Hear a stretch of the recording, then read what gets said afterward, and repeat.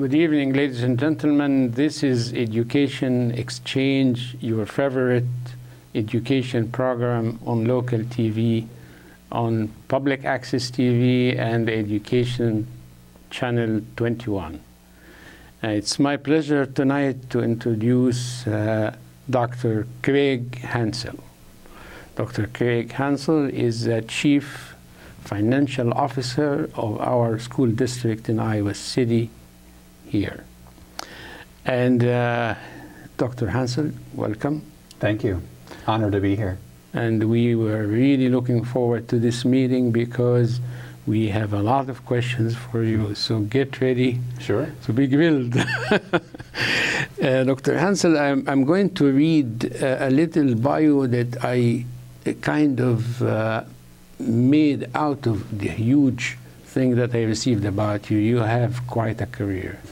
And I tell you what, it's good that I'm a writer to be able to put this in one paragraph.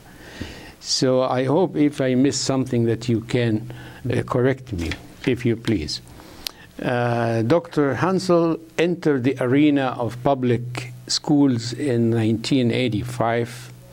He's a graduate of the Iowa School Business Management Academy. In addition to his rich career in financial matters, he is a lifelong educator who spent years in classroom teaching graduate courses at the University of Northern Iowa, the Management Academy, as well as the Iowa Superintendent's Finance and Leadership Consortium. Dr. Hansel is the past president of the Iowa Association of School Business Officials.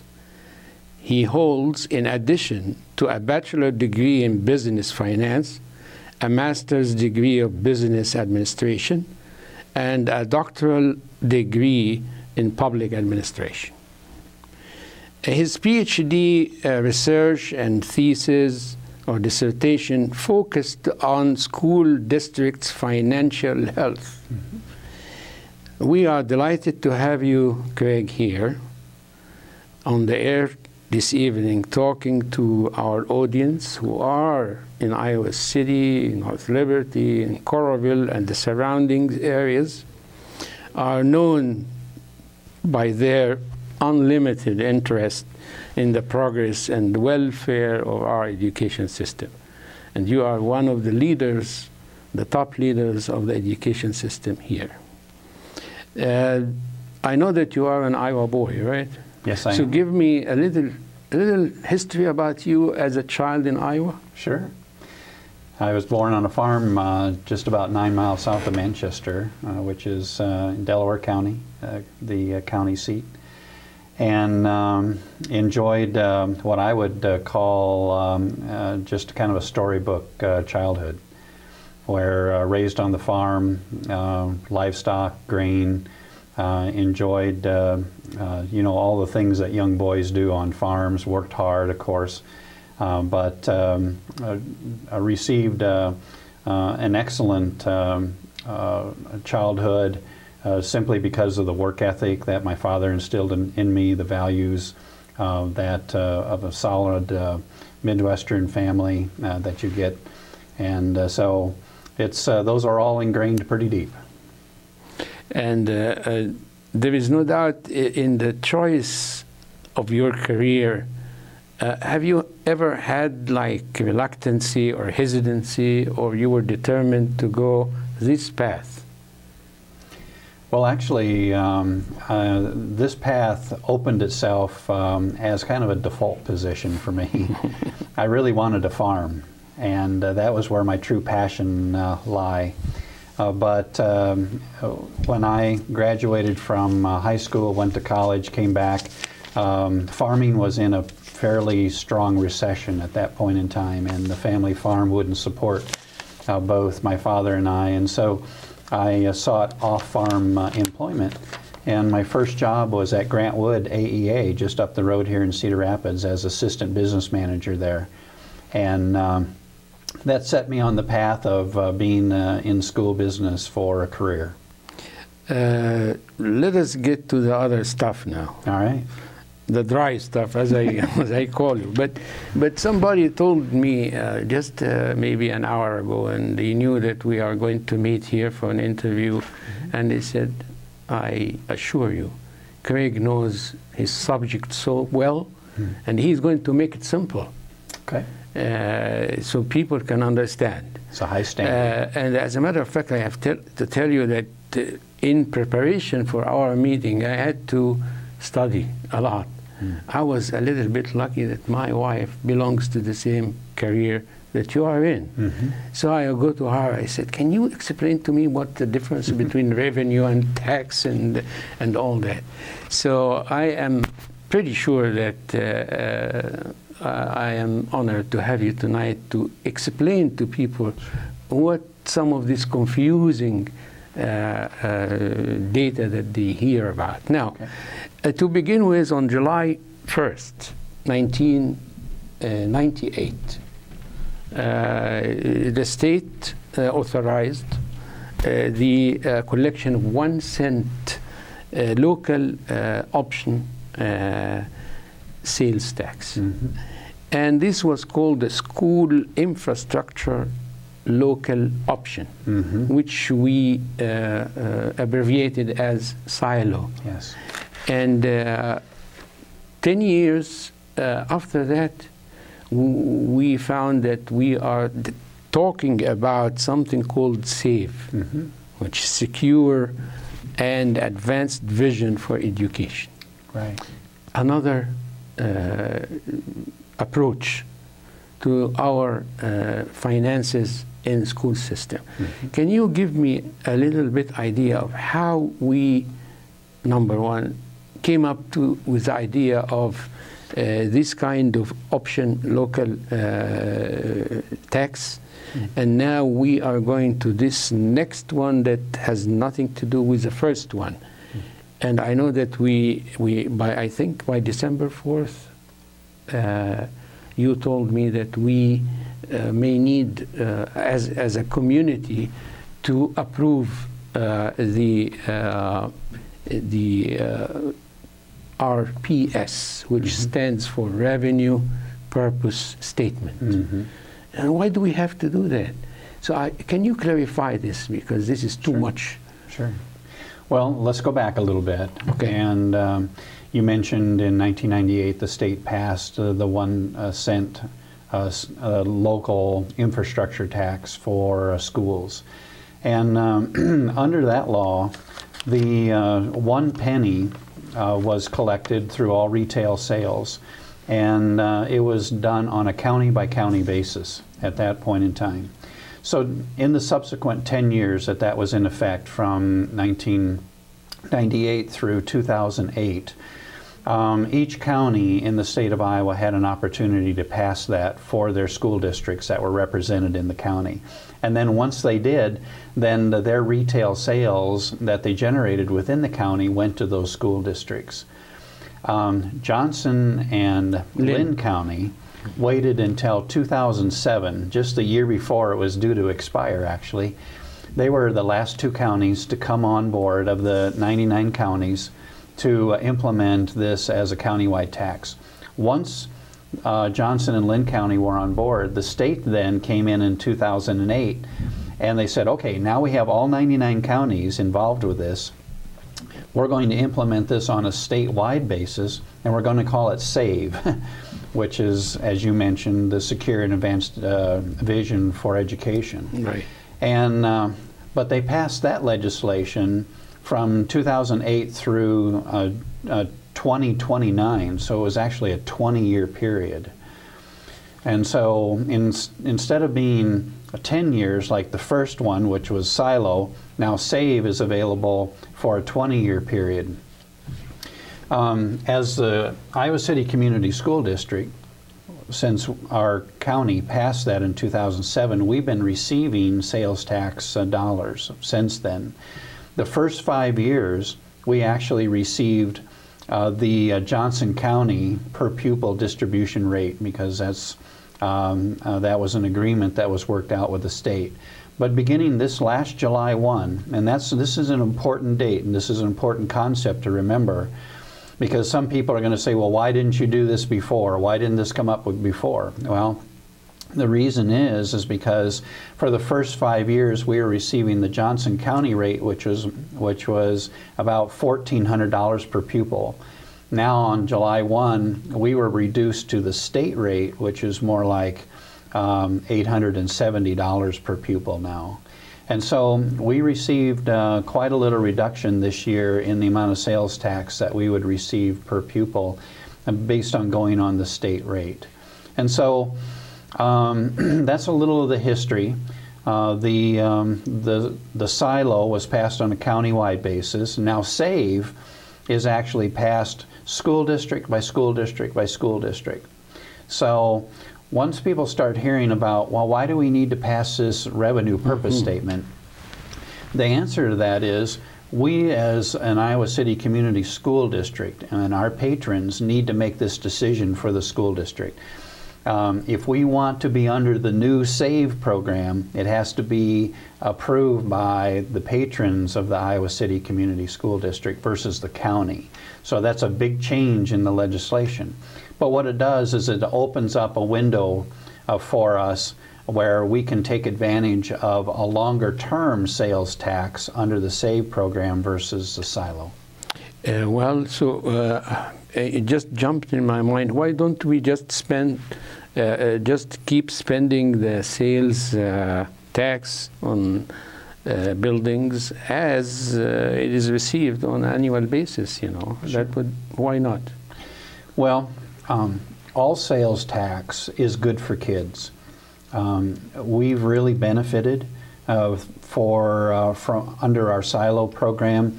We were able. How did you know that? Well, because we've been able to build 2 elementary buildings. We've been able to do some additions, remodeling of some of our existing buildings, using that those sales tax dollars. And we've been doing really well with what I would call as a pay-as-you-go method, where when we receive the money in, we take a look at that money and then we apply projects to those dollars. And then once those dollars and projects balance, then we go ahead and we proceed with the projects. But what's happening now, and this is something that our community needs to really know about, is that we're starting to experience some significant growth. And I was just taking a look at the numbers today, and we certify our enrollment. It was to be certified today. We're growing very, very rapidly now.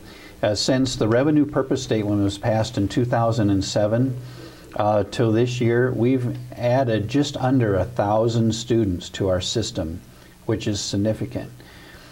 We currently have roughly 40 classrooms represented in what we call modules or portable classroom units out there. We really need to get ahead of our student growth, and we really need to do what's best for kids and provide that equitable environment. So what this new revenue purpose statement allows us to do is plan big picture, longer term, and so that's why it's so important, and that's why it's important now. Excellent. Well, I understand that this particular new revenue purpose statement is not a general obligation bond, right? Correct. And so what does it do to my taxes as a citizen, you know? Well, the really good news is that sales tax doesn't affect our local property tax 1 penny. Unlike a general obligation bond where we would have to levy against the property to pay off the bond, any borrowing that's done against the sales tax, a revenue stream that's available to us out to 2029, should the community approve this new revenue purpose statement, we would pay off those loans and interest with sales tax dollars, and it wouldn't be a local property tax. So there's absolutely no effect on the local property taxes that are paid by an Iowa City Community School District patron. So under the SAVE program, I shouldn't worry about the interest on the loan. right? Or what? Well, you know, I think just being fiscally prudent, we should always worry about the interest on any loan that we would do, of course. But does the interest rate affect that somehow? It really does. And one of the things we're seeing right now is that in our economy, we're at some historic lows for interest rates. And a school district in Iowa just a few weeks ago went out and they borrowed some money against their sales tax, like we're proposing to do. Right. And they paid around 2.8%, which is an extremely low rate, especially when you compare that against construction inflation, which is running between 4 and 6%. So if we were to wait and do these projects on a pay-as-you-go basis, we would actually have less money at the end of the road than we would if we borrowed money now and paid a lower rate of interest, got our facilities in place for our kids, allowed our students to be using and enjoying those facilities now, benefiting them in their education and not worrying about the construction inflation. Excellent. Now, would you tell parents here and our audience, if we approve the RPS, now I wish everybody knows now what's RPS is, Revenue Purpose Statement. If we approve it, let us say we went on December 4th, we say, okay, what would you do with the money? Okay. Well, first of all, I need to make sure that our parents know that the Board of Education is right in the middle of considering this. And actually at their meeting on October 16th, they're going to consider whether or not to put forward a revenue purpose statement. Should they choose to do that, the first available election date that they can call a special election would be December 4th. And then the state provides some subsequent election dates after that. But let's assume that it's December 4th. One of the things that I've been hearing a little bit of feedback on is, you know, what are you going to use the money for? And what my response to that is a couple-fold. First of all, it's really important that we understand that without a revenue purpose statement, that there's really absolutely no reason to plan because we only have 4 years left on our current revenue purpose statement, and the money that's coming in under that is far less restricted, or is more restricted than it would be if we passed the new revenue purpose statement. And so we wouldn't be having these conversations without the approval of the community in the revenue purpose statement. I also believe it's very presumptuous of the school district to just assume that the community is going to pass this. And so it's kind of like the chicken and the egg. I think the prudent thing to do first is to have the community give the school district the permission to plan out past 2017 and through 2029. Then once that permission is granted, then go about the task of developing the details of the plan. Right now, our district is considering hiring a consultant which would come in and assess all of our buildings and give us third party? A third party expert to come in and really assess all of our buildings, to give us a total cost of ownership of those buildings, and to really prioritize the things that need to be done in them. For example, accessibility. Some of our buildings are older, and we're not able to get physically challenged individuals up and down those steps in an appropriate way. And so accessibility is an issue. The electrical system, of course, the ever-present air conditioning issue, and those types of things in many of our buildings. What are the priorities going to be for our buildings? And then, of course, we'll be looking at new construction for growth, additions and renovations and those kind of things. That's all really high level right now. And the reason it's high level is because we need to seek the community's permission first, and through the passage of this revenue purpose statement, in order for us to be able to plan with any integrity past 2017. This sounds very convincing and very persuasive. I have two main concerns. The first one, as a parent, of course, if we borrow using the future sales tax to repay the loan, doesn't this somehow take the money away from the priority of meeting certain demands and needs? Well, Hani, I think in part it does. Of course, you're actually reaching out into the future and bringing some of that revenue back to the present day. But we have to understand that our growth, our student growth, demands that we do more now, and we have the opportunity to reach out in the future and bring that back. And I think that's the fiscally prudent thing to do. Second of all, it's only part of the revenue stream. Like when you go to the bank to borrow money for a house, they're not going to lend you all the money based on 100% of your salary.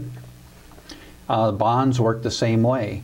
We're going to have about 30% or more of that annual revenue and sales tax that will be available to do additional pay-go projects as well as servicing the debt.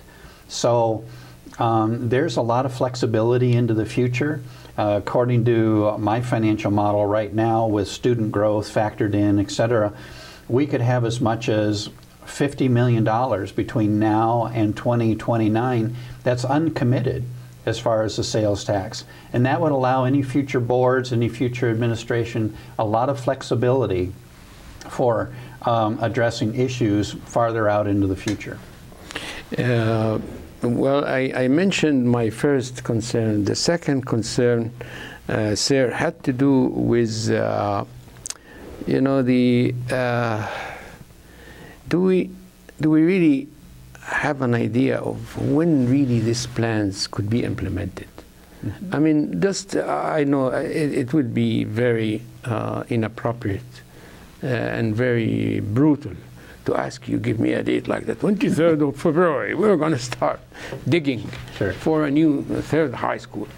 No, I just want to know approximately a range of time when people can see this implementation takes place.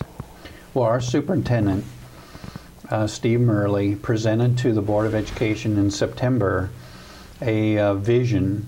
It's a higher level vision at this point in time. It is called One Community, One District, One Plan. Right. And in that vision, he outlined some dates where we would build up to 3 new elementaries. We would have an addition to an elementary and a middle school, and we would start planning for our next high school.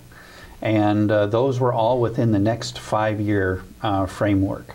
So it's still broad. It's still in need of refinement. One of the main things, and I'll just tell you honestly, that we can, if we pass this revenue purpose statement, we will have money to build the buildings, but we need to know when we can actually operate them, when we can heat them and cool them and staff them and actually absorb that cost into our general fund. And that's not been determined yet, and we're still working on that. So the timing is still a little obscure, but we have that 5-year window when we want to address many of those issues. And of course, one of the main things that we want to do right off the bat is start working on our older facilities. And we could start doing that as soon as this next construction season, in starting when the ground thaws in for March or April of 2013, we could get busy on our existing facilities, and that's exciting. So do we have to get now ready for meetings and town hall meetings and discuss new boundaries? Do we expect that? I mean, for me, if I listen to you well, I could presume that we probably will need to do that. I think it's safe to say that any growing school district, that there is an expectation that when you build a new building, there's going to be some boundary adjustments that have to occur. And, you know, we'll hold those discussions with our community patrons as we get to that point in the process. And it's never comfortable, and there's always lots of opinions, as you well know, but that's part of growth. And we are a growing district. In fact, we're growing very rapidly at this point in time. And so I believe that we would be looking at, off in the future somewhere, according to how we built these buildings and these new additions, etc., that there will need to be some adjustments in boundaries. Well, you know that this was a really challenging group of questions, and you did so well.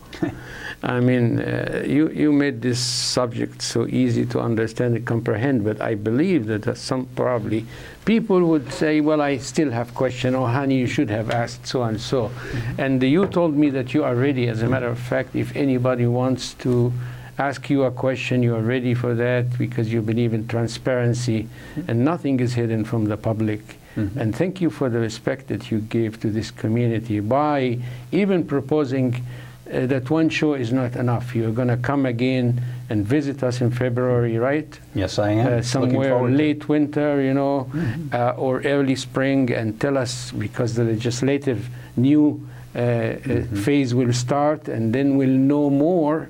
More light will be shed on the situation. And so this is the first episode with Dr. Craig Hansel. Mm-hmm. And thank you very much. You have been so generous. And on behalf of John Karhoff, our godfather here of this show, and Mike Peterson, who is an unknown soldier that does everything, and I am the one that gets all the benefit. And people say, "Oh, your show." I said, "Well, I'm the host. Sometimes I produce, but you know, those people are behind in this little room that you see through this glass windows here, sweating there and waiting for this few seconds to finish." So, on behalf of these people, on behalf of Emily Aschenfelder and Josh Gooding, who opened the doors for us here at Public Access TV to host our education exchange programs, always, at any time we wanted, with any help we need. So to these people, I express my gratitude and the gratitude of our audience, who are really, really so appreciative of what you are doing. This show will be on Public Access TV Monday, 7 o'clock, Saturday, 2:30, and it will be on the Education your channel, almost always after the board meeting. I think they probably show it twice a week, and we are on Public Access TV website. Please visit our website in Public Access TV to see the show, as well as YouTube. YouTube is making a lot of achievement in the world, and problems too. So we will be tomorrow on YouTube, as well as tonight on Public Access TV. So thank you again, and I really, really would like, I'm waiting to get feedback from the public. They have more questions too. Good. Thank you. Thank you. Thank you.